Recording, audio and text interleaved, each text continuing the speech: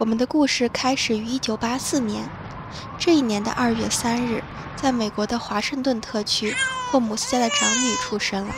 这是一个漂亮的小姑娘，有着一头淡金色的卷发和一双湛蓝的大眼睛，可爱的像个洋娃娃。她的名字叫做伊丽莎白·安妮·霍姆斯，这是我们故事的主人公。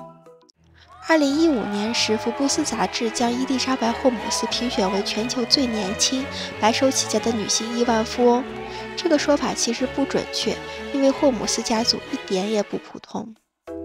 伊丽莎白其实出身名门，先说她父系这边，她的父亲叫做克里斯汀·拉斯穆斯·霍姆斯4世，曾经担任安然公司的副总裁，之后又在美国国际开发署、美国国家环境保护局和美国贸易署担任行政职位。他的高祖父是辛辛那提医院和辛辛那提大学医学院的创始人，而他的高祖母更是来自美国大名鼎鼎的弗莱施曼家族。弗莱施曼家族做酵母起家，涉及的领域横跨美国的商界、医疗、政治、军队，是美国最富有的家族之一。说一个有意思的事儿，霍姆斯家族里的大部分男性都沿用克里斯汀这个名字，伊丽莎白的父亲、弟弟、祖父、曾祖父都叫这个名字。他弟弟的全名是克里斯汀·霍姆斯5世。伊丽莎白的母系家族也不简单，她的母亲诺尔·安妮·道斯特是美国国会职员，曾给德克萨斯州传奇政治家查理·威尔逊提供外交政策援助。不过诺尔在伊丽莎白姐弟出生后就辞职回家照顾儿女了。诺尔的父亲，也就是伊丽莎白的外祖父，毕业于西点军校，在1970年代是美国五角大楼的一名高级官员。而整个道斯特家族的族谱最早可以追溯到拿破仑时代，家族祖先达武元帅是拿破仑的顶级将领之一。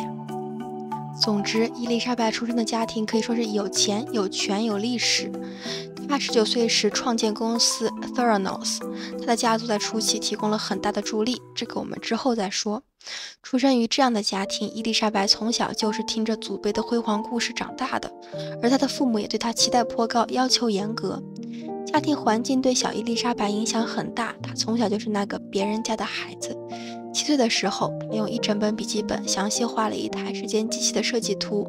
9岁的时候，她读完了整本《白鲸记》，还读了许多其他书。